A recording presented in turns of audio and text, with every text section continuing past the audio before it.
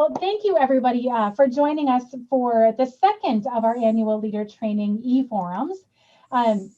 This session tonight is going to focus, as you might remember, our focus is around the three parts of a meeting in 4-H. And those three parts of the meeting that we've typically called them are business, education, and recreation.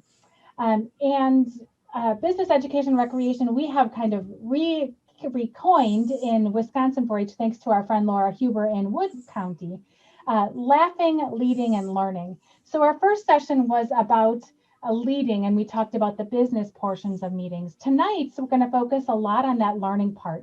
So that's what we're going to do today. Jill's going to talk about education in a minute, but I do want to, if I could have, John, if you could back up 2 slides for me, that'd be great.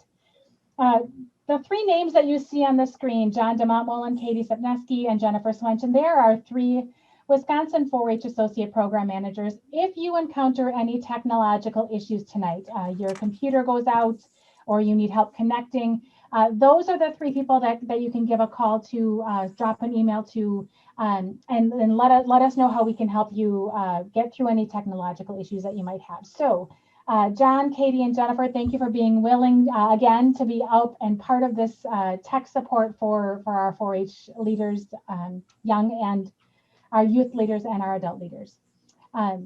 Okay, so I think we talked, the next slide had just as a reminder, if you can, change the name, your name in your square by finding the top 3 buttons if you can. If not, just don't worry about it. We'll be able to track that down for you as well. We do also want to draw your attention to a couple of features.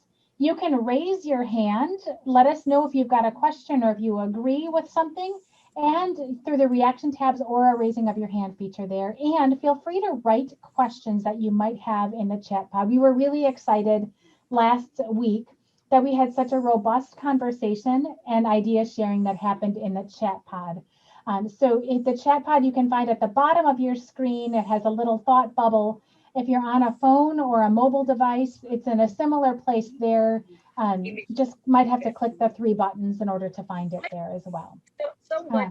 So those are the Zoom features we wanted to run through with you. As we talked about, tonight's focus is on education, and I'm going to turn it right over to Jill to start talking about what education means to us here in 4-H.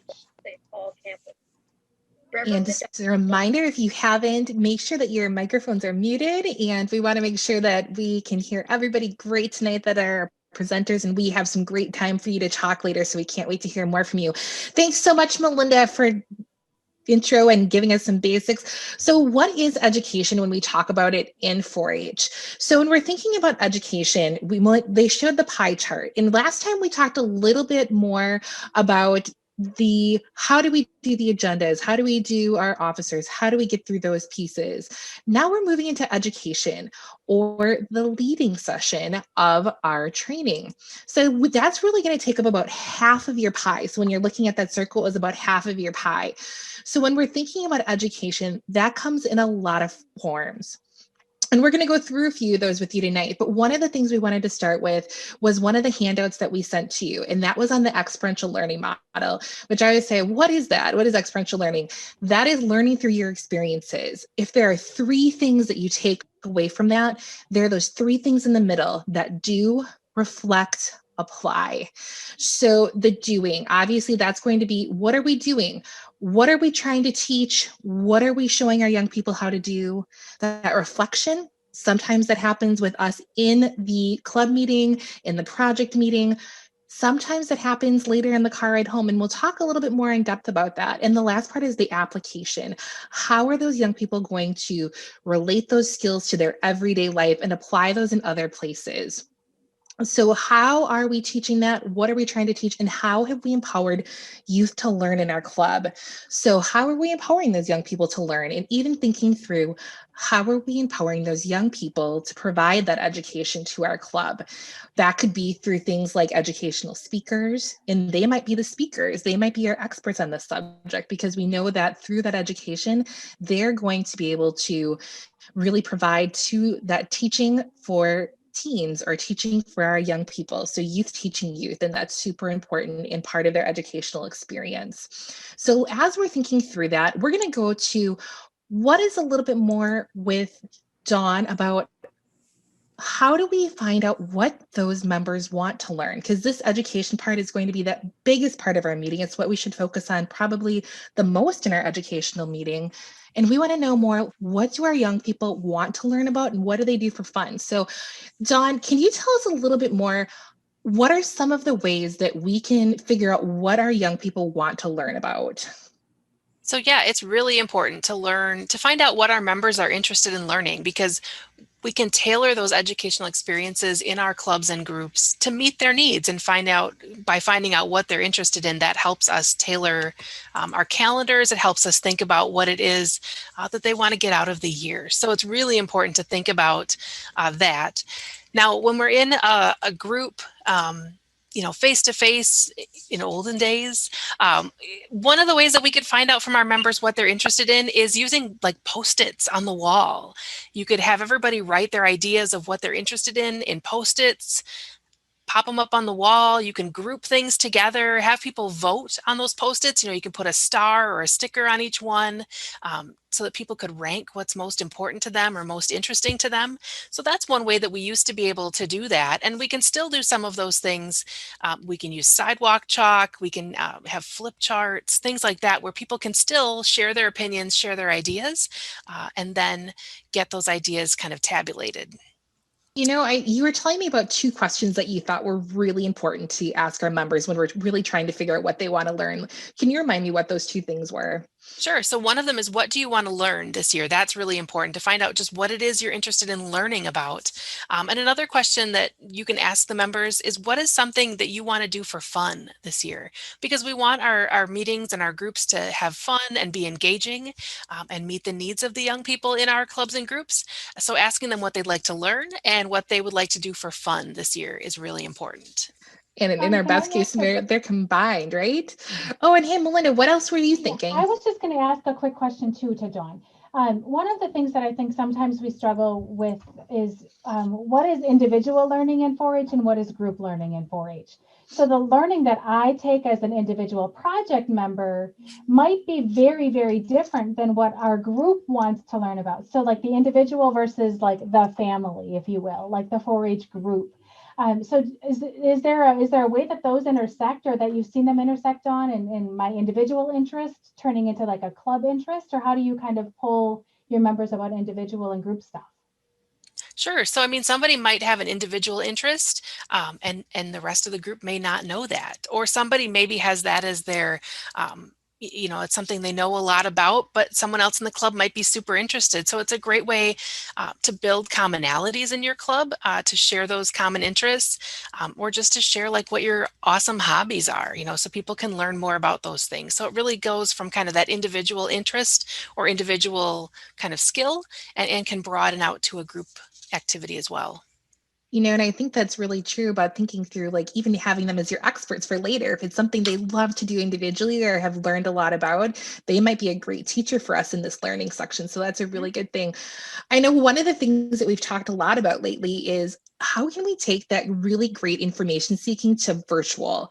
And I know you've had some really cool tools that you've showed us and that we've learned about. Can you tell us a little bit more about some of those ways that we can do those things in our virtual world when we're not necessarily meeting in pre-COVID time club meetings? Yeah, absolutely. I mean, we have to get creative, and making sure that we're engaging people and getting their input no matter what space we're working in. And so one of the cool tools that I'm going to show you tonight, and we're going to practice using it, it's called Padlet. And like I talked about the Post-it wall, where everybody gets to write on their individual Post-it and then you post it on the wall. Padlet is very similar to that. So I'm going to pop a link in the chat, and I will preface this with, if you're able to participate in the Padlet, awesome. If you aren't, you can pop your answers to the question. There'll be a question. You can pop your answers in the chat box as well, and we will capture them. And we're going to leave the Padlet open, so that afterwards tonight, or tomorrow, if you think of some things that you want to answer the question with, you can still pop answers in. So if you can, go to the link that I just popped into the chat box, and I will show you, I will put up on the screen. Let's see here. I will show you what it looks like and show you the question. So we're going to practice this. How we would use Padlet is asking people for their input and kind of having it on a wall, put their Post-its on the wall. So in a club setting, we would ask our members, what is something you want to learn and what is something, to do for fun this year? We want to ask you, same sort of thing. What is something you want to learn more about this year that will help you in your volunteer role? So you guys are getting it. That's awesome. Down in the bottom right-hand side of that screen, there'll be a little pink button with a plus sign. If you click on that, that brings up your Post-it note. And so you can put write things on the Post-it note. And if you look closely on the bottom left corner of every Post-it note, there's a heart. If you see something that someone else put up there, feel free to click on the heart. That's like voting for one of those ideas. So if you had the same idea, you can click on that heart and it's like voting it up, boosting that. And so then we'll be able to see all of those great things. Oh my gosh, look at all these great ideas, things that you want to learn about. And we've got some great ones coming into the chat too. So like comfort with technology, to learn to be a better leader. So such good things coming in. So as John mentioned, if you don't have access to the Padlet, this is amazing. I can't wait to read all of these. And we're going to tell you a little bit more about how you can group these like you would in your paper setting. Dawn, can you remind me, is there a charge for Padlet? Padlet is free if you have to sign up for an account to create the space and to put a question up. And I think you're limited with a free account that you can only ask a certain number of questions, but it is free. And so participants don't have to have an account. They don't have to sign up for anything. They can just participate. So that's a really cool feature, is not everybody has to have an account to be able to use it. The other thing that I'll mention about Padlet is those of you who are putting things in chat, I can put that in on your behalf. So we will be doing that. So anything that you put into chat will make its way into the official Padlet as well. So we have it all in one place, which is super awesome. So John, Jill, Marie, and I will continue to do ongoing education after the annual leader training. And just like in your 4-H clubs and groups, you want to get an idea of what your members want to learn and do.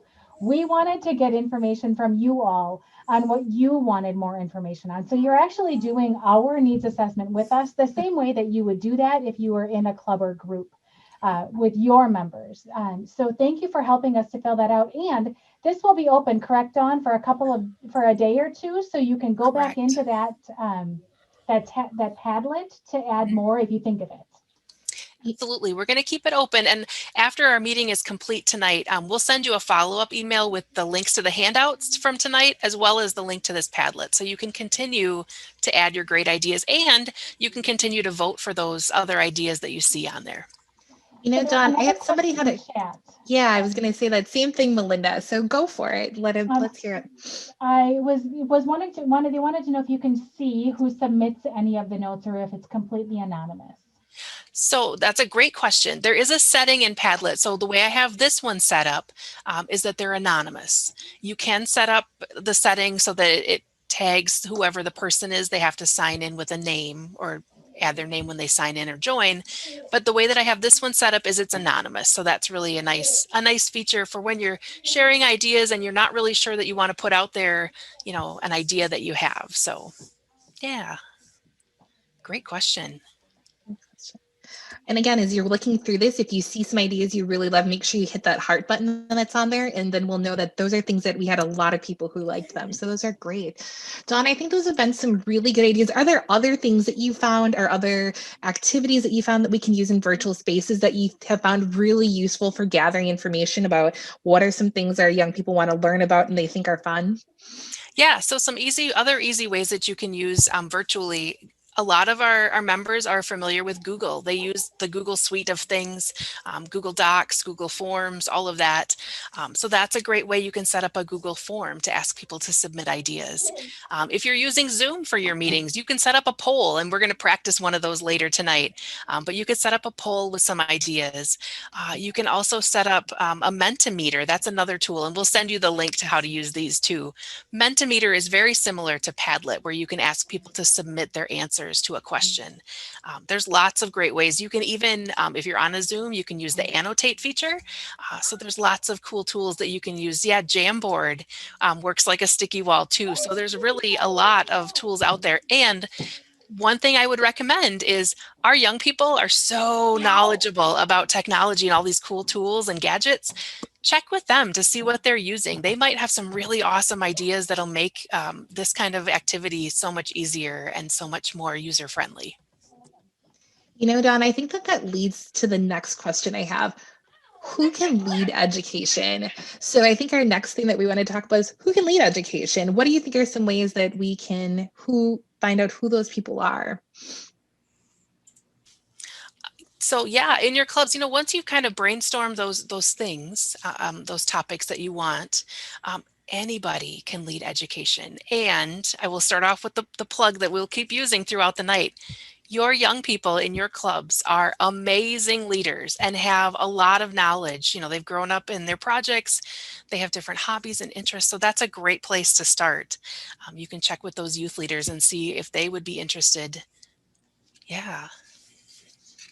I think that that's super great. There's a few other people as I'm thinking through. Sometimes our young people are going to be the leaders, but I know that there's other people that we might know in our clubs. Who are some of those other people that you've tapped in the past to say, hey, can you help lead this? Or you've heard have done some really awesome things with different educational parts at a club meeting? So yeah, other people, think about the people in your community. If you have one of the items that may come up on your sticky board, your Post-it wall, whatever it may be, or your sidewalk chalk list, if somebody says, gosh, I want to learn cake decorating, think about in your community who does cake decorating. Maybe your local grocery store has somebody who still, does all of that cool stuff. Check with them. I bet they might be interested in helping you out. Or, if somebody's really interested in space or weather, checking with a TV station, or, if there's a school in your area that teaches meteorology, hey, great place to reach out to. So thinking about those people in your community beyond the walls of your 4-H club or beyond the limits of who's in your 4-H club, thinking about who's out there in the community because they have a passion for whatever topic it is they're really good at, and they definitely would love to share it. So just thinking about who's in your community, kind of who's around that table that might be able to help. Another person that the other people in the room, I always find that there's parents who do super cool stuff and have great hobbies. So sometimes even looking to the parents of our young members in our room to say, hey, is there anybody who's got an interest? Or you might know that they do that maybe in their professional life outside of the 4-H walls, that they might be able to come in and really talk about some of the different things they could do. I'm thinking about virtual demonstrations and some different things that our young people could do, especially now that we're in virtual times. Dawn, what are some of those things that we could ask our young people to do, especially now that we're in this unique virtual space? I think it's opened up some cool new doors that maybe we didn't have before. Yeah, being in a virtual space now truly opens up like worlds of potential. You think about, if you have members who are interested in zoology and being a zookeeper, I may not have a zoo here, but there are some pretty big national zoos right now that are doing a lot of cool, like behind the scenes tours or interviews with the zookeepers, or see what it's like to be my favorite is pandas. So who is a panda keeper for the day? You get to really experience what it's like. So truly right now, there are no boundaries. And there are lots of places that are offering those virtual tours or virtual interviews that we can tap into to help boost our learning. That's awesome. One of the things that I've noticed is our young people have gotten super creative with the things that they're doing. So even taking their cameras out to their barns and really showing off their animals, or doing demonstrations with their animals, or really showing some of the things that maybe they do at home or in other spaces that they haven't done other places. I think the big thing is not letting virtual scare you, right? I'm thinking about the people who love to watch YouTube videos of people doing stuff. And I think our young people love to do a lot of that right now. So this is their chance to show what are the cool, awesome, fun things you can do, because people will want to and love to watch that. Yeah, and I think right now is a great time for us to really kind of throw out those boundaries. I also think about 4-H projects across different county lines and how maybe somebody in Calumet County there's a project leader there that talks about, I know there's beekeeping people all over the state, but we may not have a beekeeping leader here. How can I tap into that and use the virtual settings to really bring that 4-H project knowledge to the members in my community? So really thinking beyond our borders and really getting creative with it. I think that that's so great, and that sounds awesome, Dawn. That actually leads me to, I think Marie's going to tell us a little bit more about how can we support our young people who want to teach, because we've thought of these cool, creative ways, like who can we talk to in our communities, who is some experts, but some of our best experts are those young people. And when they step up to teach, how can we support them? So I know you had a few really good ideas about how to support our young people and make those things successful for them.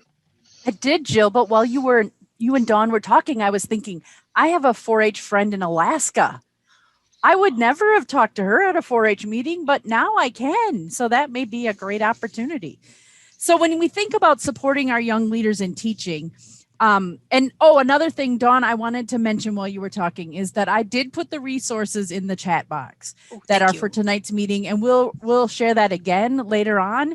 But I wanted to make sure that people know that we have handouts, like 5 of them, I think, including the one that I'm going to share some information on now. And so just so that people know, you can get these after the meeting, they will be available as well. So when we think about supporting youth leaders in teaching, it's really important that we work with them ahead of time and have some clear timelines to make them successful, because we really want to make sure that they're going to be successful. And maybe we need to offer to do a practice run. So just giving them a chance to try it out, especially if it's going to be virtual, I think, because they may need some extra technology. They may need some extra tools that we may have in the office that we can share with them, some cameras, microphones, whatever it may be. And if the youth leader is going to do a solo demonstration to show something, that may be a little different than if the club is going to do something with them. So we really have to talk that through and kind of think through how that might work, because if the club members are going to do it, they might need some materials. So how will they get those materials? Maybe we have to have a supply list, kind of like some counties have been sharing some project kits or boxes. So get that supply list, and then if the club's going to do it, and how might they pick up those supplies? Is it going to be like a porch pickup or something like that? Then the next thing is, if it's a live demonstration at your club, or will it be a recorded video? So is it something that we're doing live like we would be tonight, or was it recorded a couple of days ago and we're just going to share it tonight? And really talk about how that might work and how that might take place in your club. And then really thinking about the format. Again, we could be in person if we were not COVID time, but what we're doing right now is probably a small group or virtual. So what's going to work for the group? And be creative. Think about ways to connect and engage with your audience. One of the things that we think about is that, is there a way to ask questions? Like you all are asking questions in chat. The 4 of us are kind of monitoring and answering those questions as they come up. And actually we have friends on the side that are also helping do that. And so really making sure that someone can answer those questions as they're happening, or that the presenter knows that there's questions coming in related to their topic. If your club's meeting virtually, you might want to think about an officer position just for this year called tech support. Because we have Laura Pine, who's our incredible tech person that helps us all the time. And she just sits there and she's quiet, and nobody probably even knows that she's on, but she's doing all kinds of work behind the scenes to make the 4 of us look like we are knowing what we're doing. And let's see. It's really important all the way along is that you're supporting the youth leader in the teaching. And so that you're present during their lesson and participating, because like I've always said to our camp counselors, as the counselor, you make the camp for those campers. So in this way, as the adult leader, you're making that successful for that young person just by showing how engaged you are in their teaching and what may be happening. The other thing that we talked about as a team is that maybe those young people are not in front teaching. And some people they're not really comfortable in that role. But maybe they can line up the speaker to come to your meeting. I saw some people talking about canine groups and all kinds of different things happening. And if that young person might be the person that contacts the speaker, invites them to the meeting, confirming with the speaker when they're going to be there. And then depending upon what kind of a platform you're using, if you're virtual like we are tonight, or if you're actually in person, making sure that they have everything that they need. They introduce the speaker. Those are all skills that young people can learn, and it's a good time for them to learn it as being a 4-H member at a club meeting in front of the audience that they know. So and also helping to facilitate questions and answers. Because again, that's part of the challenge if you're on Zoom, is that the guest speaker is not going to know what those questions are. And so that person is the kind of the host of the day. So they're hosting that person in your rooms. Awesome. So that's supporting youth leaders. Absolutely. And I think that's great. Melinda had a really good idea about an officer role. Do you want to tell us a little bit more about that piece that you talked about when you're supporting youth, and you had this great idea, and I thought it was such a good one, especially for this year. Well, so if anybody is going to be accustomed to technology, it's certainly not me. I have a family, I have 4 young kids who tell me more about technology than I would ever imagine a 9-year-old to be able to know. My kids literally today were just telling me about Jamboard, and I'm like, you're going to have to teach me what Jamboard is, because I'm not even sure that I know that, but my 9-year-olds do. And my 15-year-old was down here showing me how to make sure that my Bluetooth was turned on so my wireless earbuds worked, right? They get this technology. They grew up with it. They're digital natives. So one of the thoughts that I had as we were talking about this was, is there for this year a youth officer position or a committee of people that could help others through getting connected to Zoom? I know that this isn't the preferred platform for a lot of us.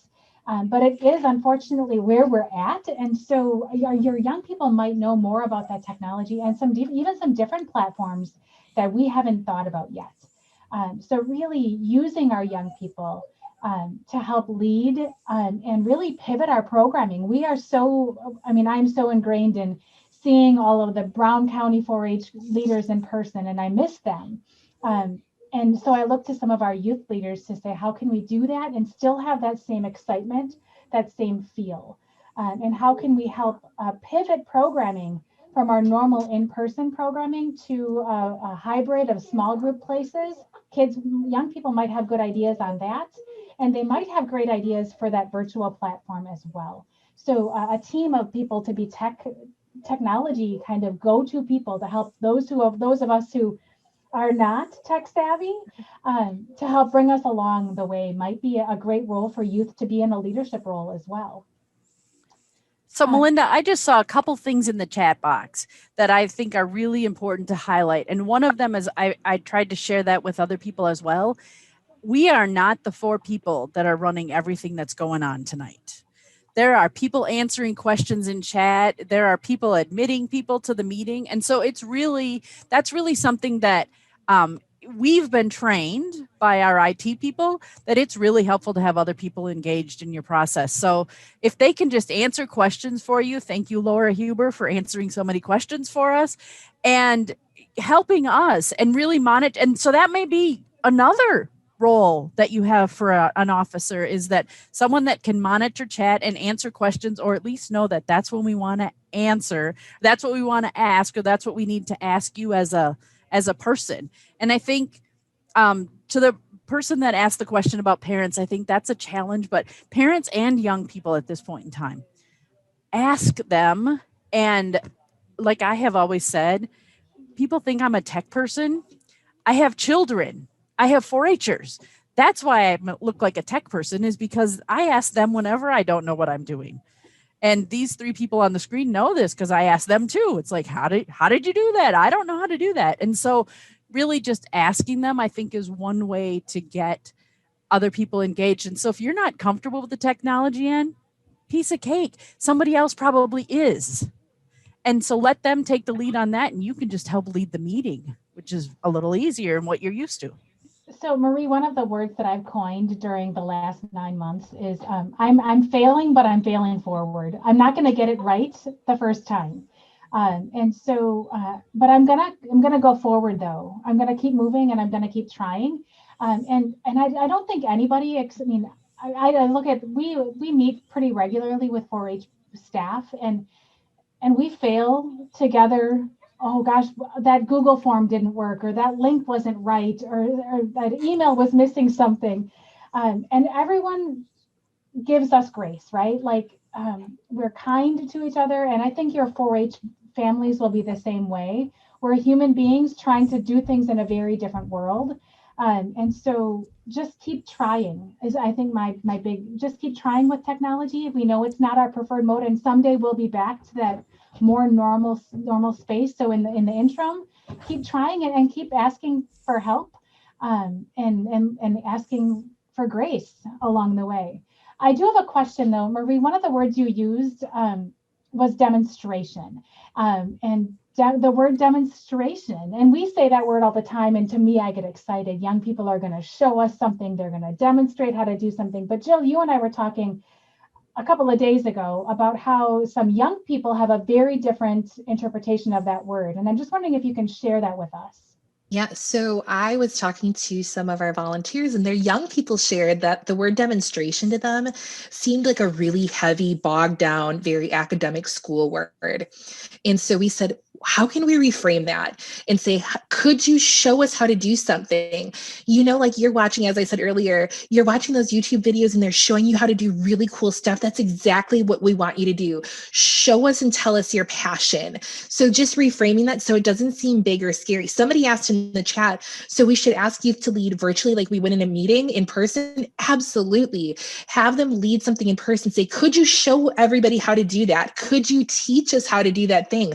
Can you show us, maybe their passion is archery and shooting sports. Can you show us how your bow is made up? What are all the components of it? How do you set that up? What do you do? Because when you find something that they're passionate and they love to do, it sometimes is just reframing that word to a word that sounds more fun, because 4-H is fun. 4-H is about education and fun. And if those two things aren't part of our learning, it's going to be harder to find those young people who are willing to lead. But I have to tell you, when you find something that they think is fun or interesting or they love to do, they're more likely to step up and say, yeah, I can teach you how to do origami or make those bracelets or show you how to make my grandma's favorite peanut butter cookies. Absolutely. So I think, Melinda, it's just reframing that and maybe not saying, can you do a demonstration? Because that seems sometimes big. And that is a thing. We do demonstration contests and we do demonstrations. That maybe is a little bit different than, can you show us how to do this? You do such a great job. Hey, I saw at the fair 2 years ago, you did that really awesome cake. Can you show us how to make buttercream frosting? Something that you can tell that they're really passionate to do. And maybe that's even asking them, what are the things you love to do? And that could be a chat, it could be a Menti, it could be a Padlet, a Jamboard, it could be people writing pieces of paper and sending them to you, whatever needs to work for your club. But I think, Melinda, that was a great point.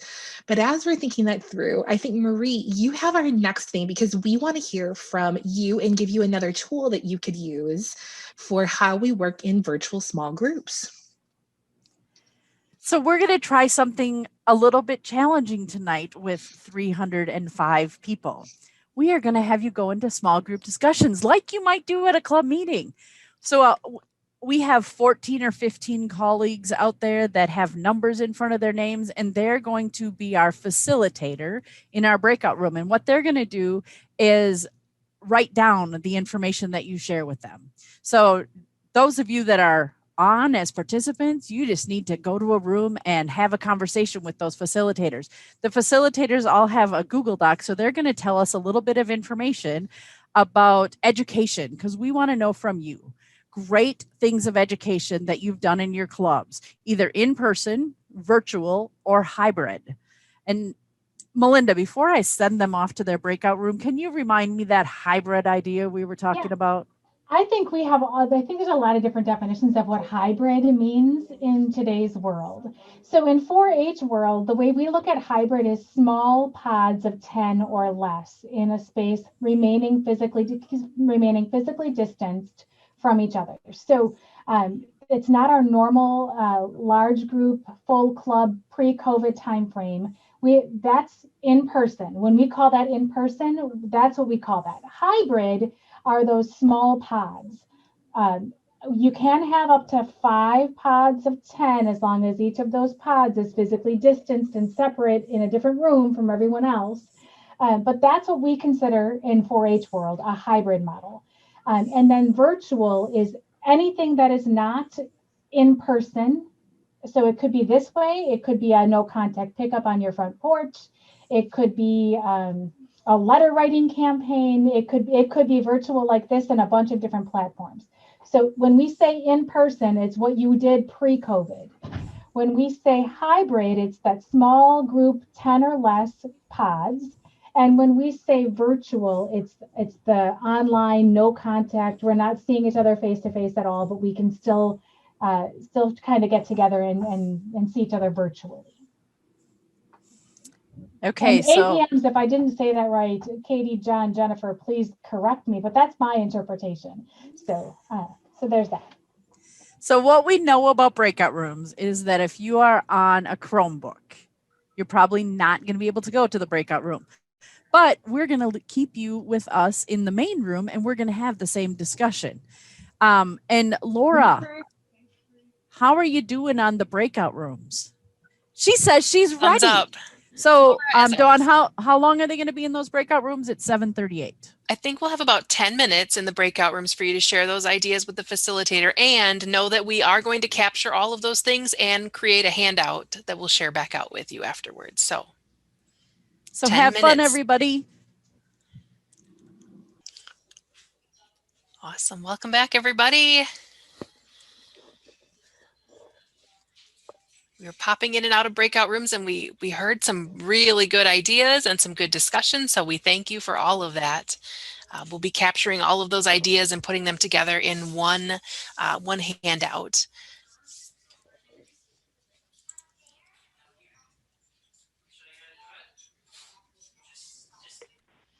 There was one comment in chat right before we sent everybody out to breakout rooms, and we wanted to make sure that people caught it. Please know each county is different with their guidelines if they're able to meet in person or not. And that's really important, that every county may have some unique rules or guidelines of how to meet in person or not meet in person. So if you have questions about what your local guidelines are, make sure to reach out to your local educator. That's a really great tip. Yeah, So I would agree with that reaching out to your local educator, as well as that's where we can get all of the approval forms and make sure that we have it all, everything kind of in line as well. So great tip and great comment in chat.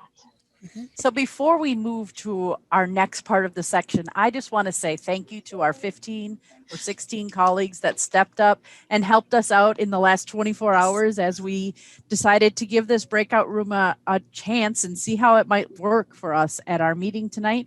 And so thanks a lot to those 15, 16, 17 colleagues that helped lead some facilitated breakout sessions. And we're gathering all of that information on Google Sheets, hoping to compile it so that I heard great ideas in the breakout rooms I went to visit. So I can't wait to see and hear more of the awesome ideas that people have that they shared. Marie, are we going to be sharing this out? Is that what you said to me earlier? We're going to share this out so that people have an opportunity to learn from everybody that was in the other breakout rooms too?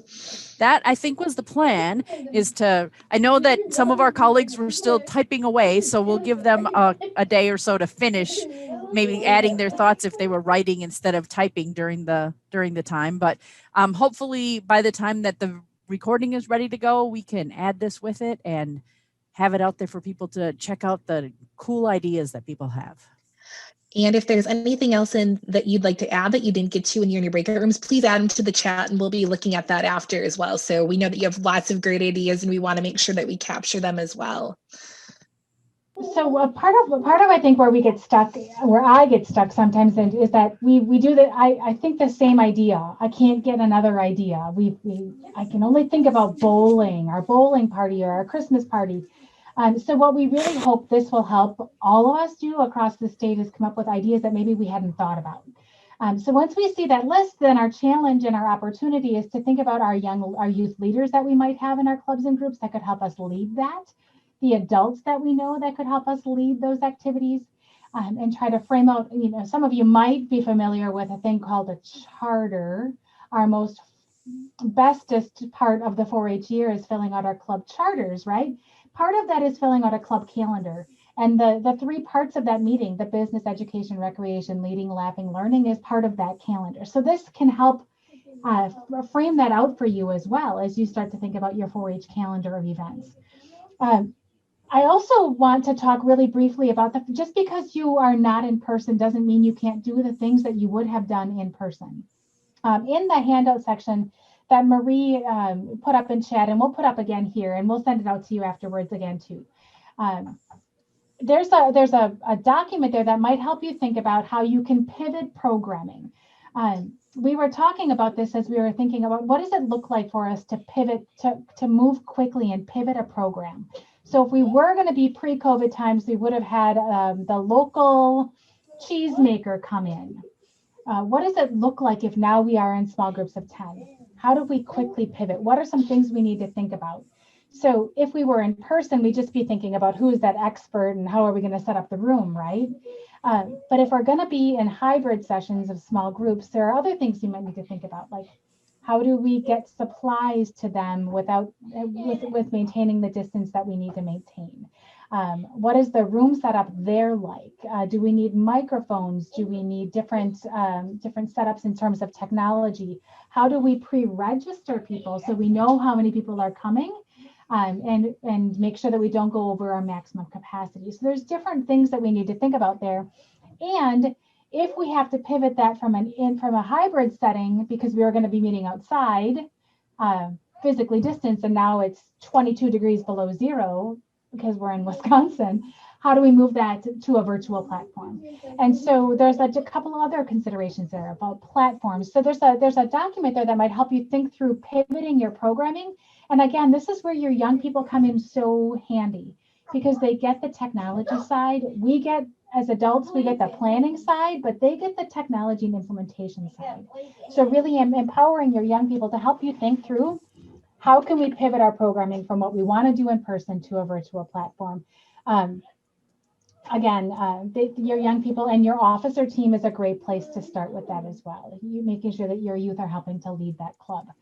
I love that there's so many great ideas coming in. There's nose sculptures, roaches. I want to read it all, and I'm trying not to be distracted by the chat pod, everybody. We also want to talk really a little bit about how education doesn't stop as soon as we stop with the activity. As Jill talked about earlier, there's three parts of experiential learning. You do, you reflect, and you apply. Do, reflect, apply. There's lots of other words that we could talk about there, but those are the three that I like to focus on: do, reflect, apply. We just did an educational activity. A youth leader just taught us how to string a guitar. And so now we're going to reflect on that, and we're going to think about that. And the job that we have as adults, and even the youth who are leading the session, is to encourage people to think about what they just did. And we do that by asking questions. We ask a lot of questions. It's not our job or your youth leader's job to know all of the answers. It's perfectly fine to say, I don't know, that's a great question. What do you think? So I like to think about three questions. What did we just do? So what? So what does it mean? And now what? What, so what, and now what are my three go-to questions. And my 4 kids will know those questions really well because I ask it every time they get into a car after a practice or after a school day. What did you do? So what does that mean? And now what do you have to do because of it? What, so what, now what? Super easy questions that you can reflect on, and you can help the participants and your members better understand and really learn that concept, because the learn doesn't happen by doing it. The learn happens when they get in the car with you as parents and they talk about it. The learn happens when they go back. We did a session earlier a couple months ago on making bread. I learned how to knead from Dawn during that session and the clock technique, but I didn't really learn it until I made bread at my house the next time. And I went, what did Dawn tell me? 12, 3, 6, 9. Now I get it, right? But it's the learn that happens because you reflect. You think back to what you learned and you do it again. And so that reflection is really, really important. And in your handouts, there's a reflection handout as well. Our job, your youth leader's job, is really just to ask a bunch of questions. What did you learn? What were you asked to do? What would you do differently if we did it again? And when they come back the next time, you say, what do you remember? What was the best parts? And what do you want to do next because of what we just did? That reflection and application, do, reflect, apply, is super important for us as well to remember. And so that experiential learning handout is there for you in this session. So are the reflection questions. And for those of you who might still be holding on to your VIP, Volunteers in Preparation Training folder, it's also in there. These questions are used a lot. And so we encourage you to just kind of keep them in your back pocket. Like I said, my 3 easy go-tos: what, so what, now what. Come up with your own and encourage your youth leaders to embed those questions too. The activity is really a small part of what we're trying to teach our young people. And that learning happens through reflection. So yes, there's lots of great comments in chat, and I appreciate that. Reflection is the key there, and we want to just make sure that we remember that part of education is reflection as well. As we wrap up today, we want to remind you that this is different than many other annual leader trainings that we've done in the past.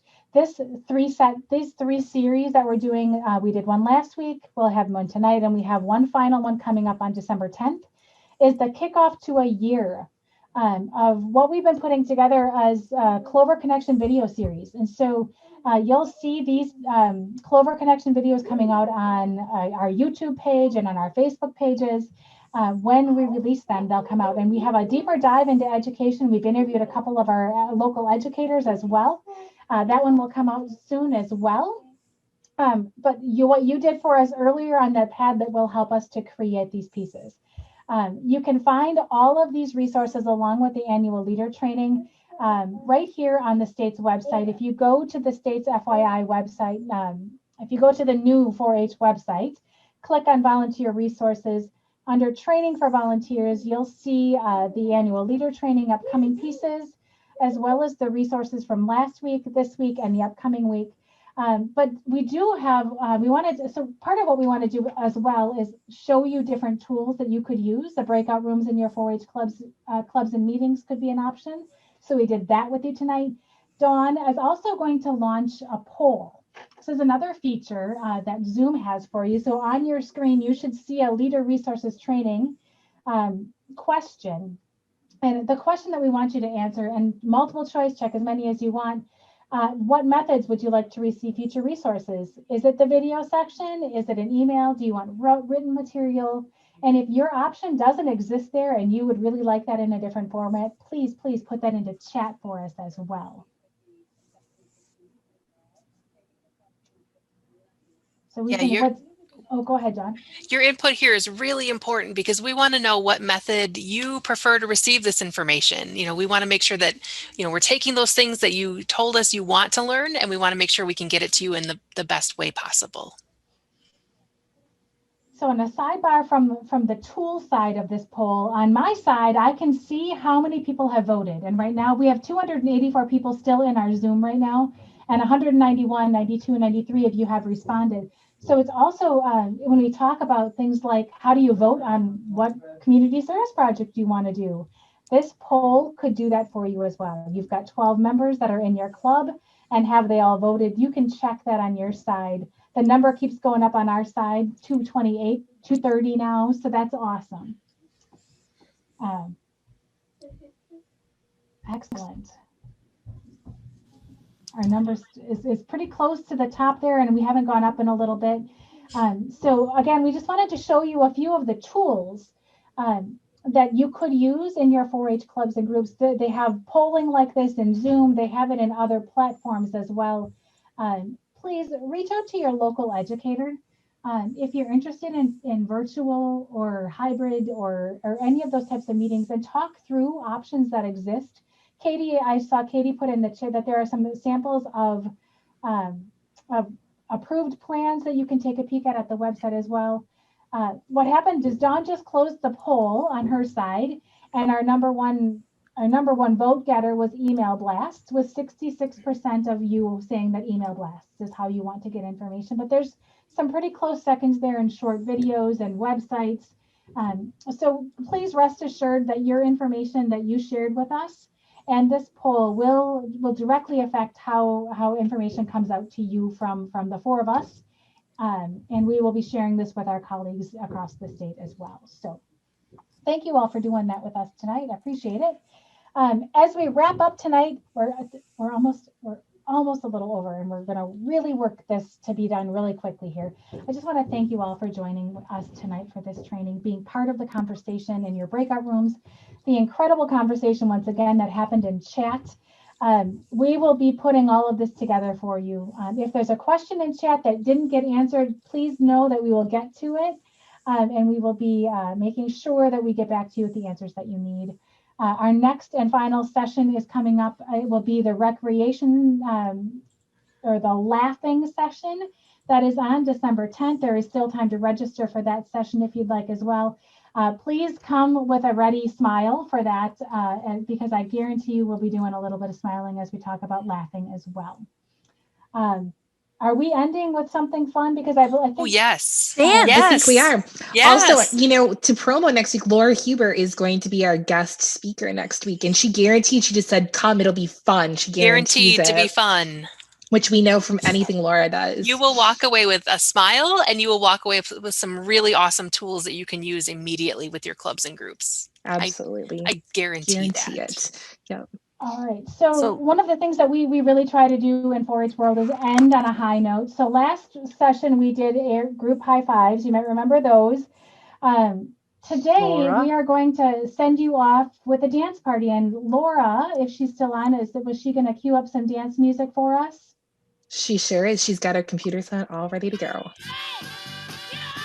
All right. So as you head out, enjoy the rest of your night, everybody. Thank you for joining us, and we will hopefully see you next week.